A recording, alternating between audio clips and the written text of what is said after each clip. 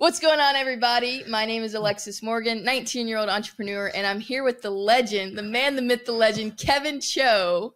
How you doing, Kevin? Hey, thank you for bringing me on here. I just watched your podcast with Daniel Keanu, and I'm really impressed by the way you operate this podcast. Like, you ask such good questions. Thank you. I feel like it feels like you actually prepared ahead of time instead of asking generic questions like, how did you get started in real estate? Yeah, well, I look at you guys' content. I have personal relationships with you guys, and so I want to use the time that we have together to really dig deep and provide value to everyone. So I appreciate that. No, and that was I took so many notes out of it because right now I'm in the process of like I want to start my own podcast, but then my only thing is, okay, how do I become a better how do I become a good how can I lead a better conversation? Yeah. And when I watched you from the audience perspective, that was like one of the best questions. And even, I mean, Daniel did a great job of just following up with it, but that was impressive. Yeah. So I'm 19. How old are you? I'm 22. And we're crushing it, huh? I'm crushing it. You're crushing it. Yeah. So I wanted to bring you on because I feel like we have a little bit of a different perspective. I would say that Abraham Gray is very close mentor of mine. Right. From what I've seen, it seems like Pace Morby is a super close mentor of yours. Would you agree? 100%. Yeah, like being elevated and poured into by these people, it completely changes your perspective on everything. Oh yeah, you get such a shortened version of the life that they live, right? Like what Abraham was like. Both of you and our age combined is still less than what his age, Yeah, before we got on, he said you guys' ages combined you're still younger than me. Right. So you're getting that like 40 years worth of experience in just, in such a short period of time, like 18 to 24 months. Yeah. So most importantly, we're young in the grand scheme of life and things, but I think the more important thing is that most people watching, or plenty of people watching, are jumping into entrepreneurship. They're baby entrepreneurs. They're young entrepreneurs. And so we have been so fortunate to have cultivated great relationships with great mentors. I want to talk about your journey, how you went from, you didn't even live here your whole life. You mean Arizona or just the States? United States. Oh, yeah. I moved here when I was 10, so that was 11 years ago. So you came like all the way from a different country here to America. You've obviously grown up a little bit here in the States.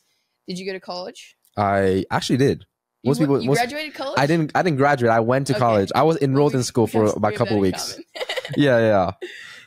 But either way, I want to talk about your journey from coming here and growing and seeing the opportunity, and then ultimately finding a mentor. Like getting close to someone who can really pour into you.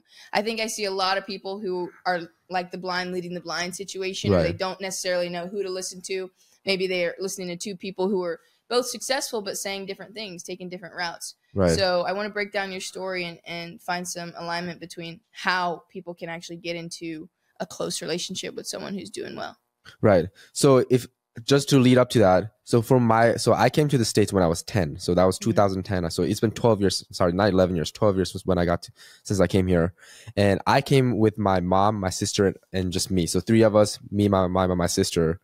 And because, family issues, whatever. And when I came to the States, I was the only man in the family, and I was the youngest one. Wow. So like I just had an innate trait to just be very, very protective of my family, right? So, but at 10 years old, you don't really have that much to provide or to protect. You're very, for lack of better words, you're very useless. So as soon as I turned 16, I got my license. I had my first job, and I was. Where's your first job? Korean barbecue. Nice. We had Korean barbecue today. Was that Korean barbecue? No, that was not a Korean. That was just a Korean restaurant. Oh, it was really good. Korean. Thanks. So my first job, my first job was as soon as I could get my job, I went and got my own job, and I've basically sustained myself. Beginning of high school, junior year of my high school, going forward to the senior year. So like I was very independent growing up, and I also got my license very early on. So I never as soon as I was in a position where I could be very independent of myself, I never relied on my parents to take me anywhere. I just did everything by myself. So that's kind of my background, because I came from because of my family situation. Like I needed to grow up very quickly. And as soon as I got out of high school, I was somewhat forced to go into college, just because that's the norm. Like my parents my mom came to the States by herself so that I could go to school here.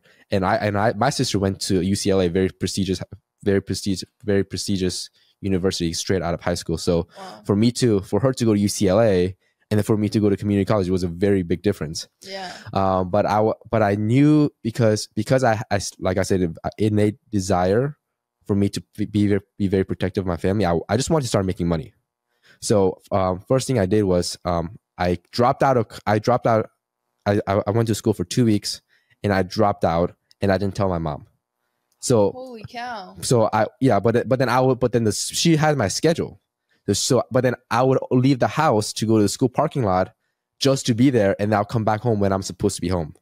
But you weren't going to classes. But I wasn't going to classes. I had dropped out. So I was studying for my real estate license. Oh, that whole time, just in the car or at the library. Oh yeah, just listening to podcasts. To the campus because you had to leave the house so she wouldn't know you weren't going to school. Yeah, because she had my schedule. So if you were on Tuesday, home the whole time, she was like, "Yeah, like what's going on? Why are you home?" Yeah. So, so I always wanted to get into real estate, but the only way for me to do it was, getting my license. So I went to school, study in the parking lot. I would turn on the car AC and I would just crank out all the courses there. And along the way, I got distracted. I started my very first business. I started my ATM business when I was ATM. Yeah. Wow. ATM business when I was 19. So like where you are right now. I started my ATM business because I got my license and I got a little bit bored. Like I'm like, I don't even want to get into real estate right now. So I started my ATM business just through, watching YouTube videos, whatever. I knock on basically all the gas stations here within 10-mile radius of where I lived. And I got my first location. So that was my start into just business in general. Making money. Yeah. So I had my license and then I had my ATM business. And that's when COVID hit, all the stores were shut down. Or it was open, but nobody was going in, so I had no foot traffic. So I ended up selling that machine to the store owner. So I sold it for exactly what I bought it for, and then I exited. So I didn't have anything going on. So that's when I went back into real estate to see, okay, what can I do? So that was, I don't know, that was 19 years old, and then a lot of like I said, growing up, I had a lot of family problems. So as soon as I sold it, my parents ended up moving to Vegas, and that's when my real estate career started. I moved to Vegas, and exactly the time that I moved to Vegas is when I joined Sub 2. Nice. And that was 2.5 years ago. Wow, time flies. It really does. So when you joined Sub 2, I feel like when I joined Sub 2. And I love that we're having this conversation, by the way. I feel like you're one of the few people that I can kind of get level with and you understand, and I could come to you with problems and tell you what I'm dealing with and you'll have an understanding. Yeah. When I got in Sub 2, there was around 3,200 people. And so what I knew that I was good at, like DQ said, know what you're good at, know yourself. What I knew I was good at was talking to sellers. So the Zoom that I naturally gravitated towards was the Nightly Dial. Right. When I got on the Nightly Dial, I connected with those leaders. I scheduled Zoom with those leaders. I poured my energy into those leaders so that I could build stronger relationships. Right. Where we're at now is now we're becoming leaders. We have YouTube channels. We have information to share. How did you plug in to Sub 2? How did you really plug in? What was your strategy, or what strategy did you fall into? So for me, I didn't know what I was good at, and I didn't know what I liked doing. So I kind of did my toes into just about everything. So I did, for an entire year of me joining Sub 2, I did for the first year that I was in Sub 2, I got my first deal off of Facebook Marketplace. I did that for a whole year, and on top of that, I was door knocking. So what you did, and then the second year I did a lot of wraps. So I bought houses, I sold them on wraps. And then I focused a lot on foreclosure. So I did your second year you did wraps. Oh yeah, second year, yeah. That's incredible. By the way, That's I'm actually getting a check for $60,000 for one of the wrap deal that I did last year. But yeah, I tried probably 5-6 different I did 5-6 different strategies, and just for me to find out what I liked. Yeah. So yeah, first year I door knocking, Facebook Marketplace. Second year I did wraps, and I did a bunch of foreclosures. We actually did a foreclosure deal almost together. Yeah. And third year I just focused on Sub 2 deals specifically. So did taking action like help you build relationships inside the community? Because the point that I really want to get across is how can people plug in? Like I feel like we both have done a really good job building relationships, nurturing relationships, and getting a good mentor. Right. Right. So when you got into sub 2, all the action that you took, did you go back to someone and say, hey, what's next? Like, how did you mold yourself into the person that you are today, where you're now attracting relationships? Oh yeah. So like, being younger, I think in the real estate game, it really helped me a lot, just because so many people were willing to help you. Mm-hmm. So what I would do is I would go on like I would come back with new questions, and so many people were willing to help me. Like, oh my God, you're actually taking action. Oh, you got this kind of problem. So they would actually help me a lot in my business. Yeah. People who are doing business love other people who are doing business. Yeah. And so I totally agree with you. What I've found is like, anytime where someone gives you advice and then you actually go and do what they say. Oh, 100%. And you bring back to them like all the problems that you ran into. It's like their best. It's like they're so proud of you, and they. Oh yeah. It's like an addiction for them. It's like, I want to see this person win. Like, yeah, they feel connected to the deal. They feel connected to you. They feel connected to your success. And that person is actually being respectful of your time. Yep. Like, how many times do you get, hey, can I pick your brain for 5 minutes, and you never hear back from them ever again? And you let them pick your brain. That's the crazy part. You're all right, I guess I'll take this call. I'll give you some advice. And it's dead. It's dead silence. It's the worst. Yeah, and 100%. The people that come back to you, the people that come back and say, I did X, Y, and Z, and here's the problems that I have. Yeah. Or I did X, Y, and Z, and I was successful or unsuccessful. Those are the people that continue to level up. Right. Because they show that they're action takers. Right. And I think that's what separates you and I from a lot of other people is, you have to come back with a different kind of problem, because if you're coming back with the same kind of problem, then like there's no progress, and nobody wants to put more effort into something that there's no change in. Yeah. So 22 years old, I want to talk a little bit about the businesses that you have, the cash flow that you have coming in, mm-hmm. and how you acquired your real estate property, your portfolio. Tell me about your first deal. My first deal. Okay, so this was probably 2020 or beginning of 2021, where I had a different mentor. So before I joined Step 2, I had a different mentor that was teaching me, okay, you need to download all these softwares, and you need to send this amount of text messages, and you need to pull all these lists, and it was very costly. And I at that point I exhausted like just about all the money that I had. I think it was like $1,300. I exhausted every single dollar of it, and I'm like, okay, last resort, I go on Facebook Marketplace, and still to this day, I'm like, why did I decide to go on Facebook Marketplace? I don't know, but legit, I go on Facebook Marketplace, I go to the home sale section, and I just click on all the homes that was distressed, and I'll say, hey, what is this for sale? Is this for sale? And I will send out 20 to 30 different inquiries, and then there's one homeowner that was like, it was a for sale by owner, and then she was like, yeah, I'm actually selling my house. And I don't want to put it up on the market because I'm too embarrassed of my condition of the house. Wow, really? Yeah. First, that was like day 2 of Facebook Marketplace. Day 2? Day 2. You were marketing there? Oh, yeah. Day 2. So you were sending out 30 to 50 messages a day? Yeah. For these houses on Facebook Marketplace? Uh-huh. Another investor that I know does that. I never really dove into Facebook Marketplace, but it seems like there's some good deals there. There are deals there, yeah. I mean, I got a couple of deals of Craigslist. Uh-huh. And then I probably did 1 to 2 deals a month of just a Facebook Marketplace. That's just awesome. For sale by owners. So your first deal, this lady says, hey, I really want to sell, but I'm embarrassed because the condition of my house is so bad. Yeah. You guys are just messaging back and forth. Yeah. What happens next? So I'm like, what? And this is me not knowing any sort of sales. So I literally just asked, what price do you want? Yeah. And then the price actually that she had it for was actually a good wholesale price for me to sell it for. So like I didn't even need to do any negotiation. So I'm like, okay, well, at that point I learned how to comp. Like I had a general idea of what comping was, and I'm like, and then I immediately reached out to a couple of people that that was helping me out, and I said, hey, what do you think about this deal at this price? And he goes, I think that's a really good price. I think you should lock it up. So then I like panically like download DocuSign and whatever, and I get those free 5 signatures for free, whatever. And then I send over the contract. It gets signed, and at this point I haven't even read the contract. I don't even know what's on there. So I get under contract, and I'm like, oh, and then I just literally just hand it off to one of the Keegley members that I was working with, and that was just kind of that was my that's where I stopped in terms of the deal. Yeah. But then from there on, this Keegley rep just took it from there, and I ended up getting a check for like $1,300. Wow. First deal, first wholesale deal. First wholesale deal, $1,300. That's awesome. Yeah. Community though, you couldn't have done it without Keegley. Oh yeah.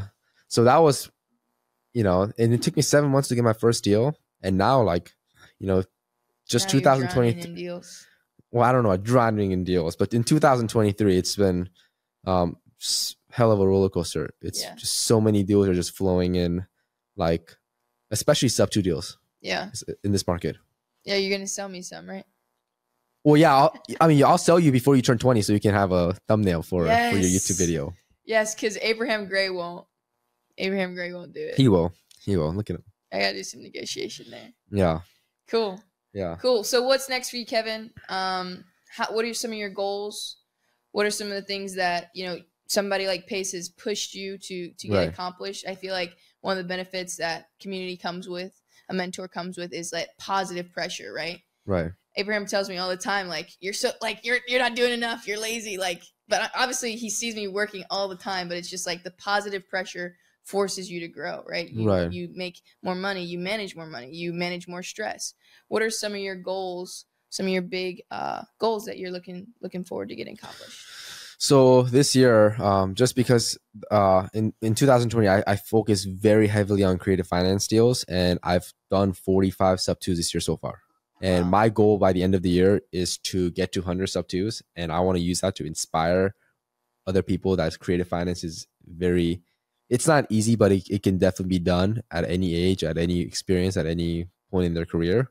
And I want to use that to inspire other people to get into real estate and start buying more real estate.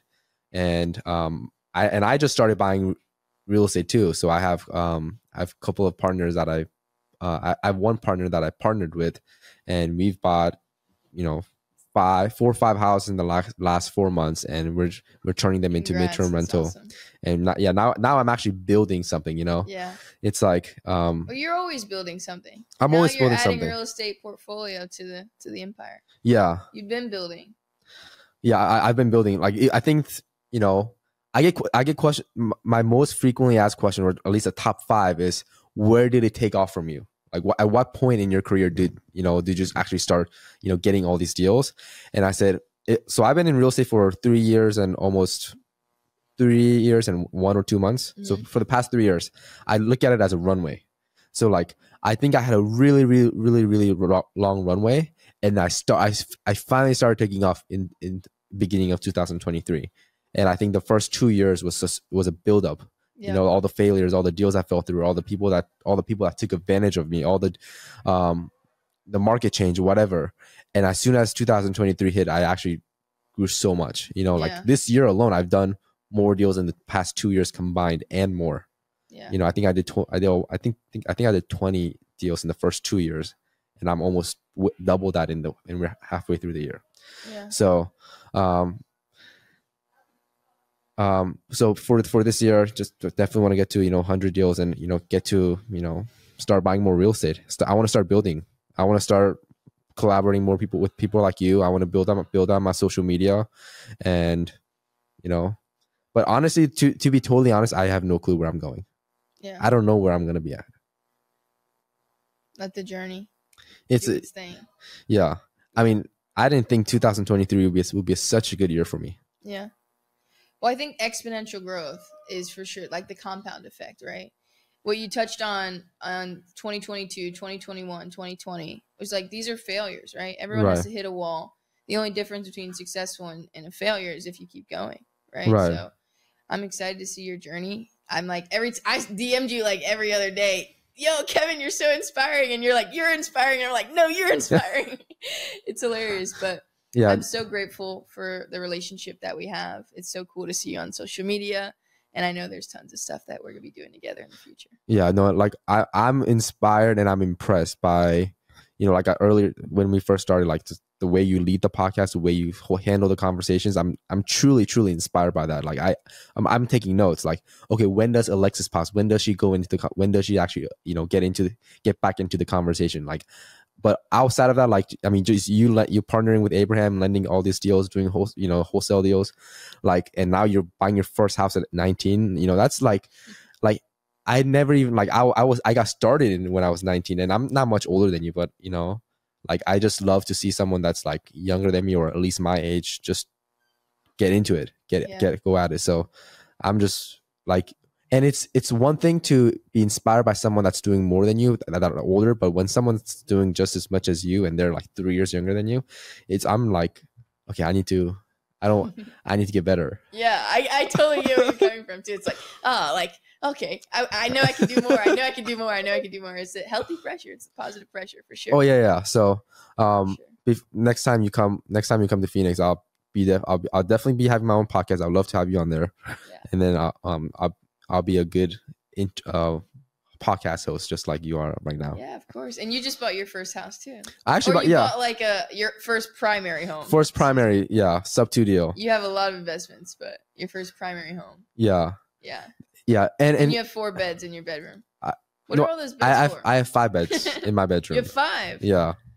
Well, it was the way this deal came from was one of the lists that I talk about all the time, the no equity list, and because I talk about it all the time, people bring me all these opportunities, and I've been looking for my own house for like over 9, 10, almost a year, and I just pass up on a lot of them just because it's not in a good area. It's not it's not what I want, and one of my criteria was I want to live in a certain part of town. I want to have a pool, and I want to be at least 3 bedroom, 2 bath. And guess what? The house is exactly what I was asking, exactly what I had manifested. Yeah. So, yeah, congrats. I'm so grateful. I'm like just Dude, I can't wait to pay bills and like say, damn, these are my bills. Like, oh yeah, I turn the AC up, and that's why my electricity's high. Like, oh yeah, dude, awesome. I used to, before I moved out, my electricity bill in my apartment was $60. I get an email, it's $497. Yeah, I'm like, how did it almost just like that's home double? Ownership, baby. Though. That's home ownership. It's home ownership, and I'm so grateful for it. Yeah, like I bought a new car, new house, like how could how much more? Yeah. And cool. We're only halfway through the year. Well, how can people get a hold of you? I know this is the guy to chat with if you have on-market listings, off-market listing, expired listings, no equity deals. Kevin Choe can definitely get things done. How can people get a hold of you to send you opportunities? Best way to get a hold of me is through my Instagram. It's KevinChoe12, and I respond to every single one of my DMs. It takes me a lot of time, but I truly do respond to every single one of them. Absolutely. Yeah. Don't miss a single one. Well, thanks so much, Kevin. Thank you so much. And I'll see you on the next one. I'll see you on my next podcast. Yes, let's do it.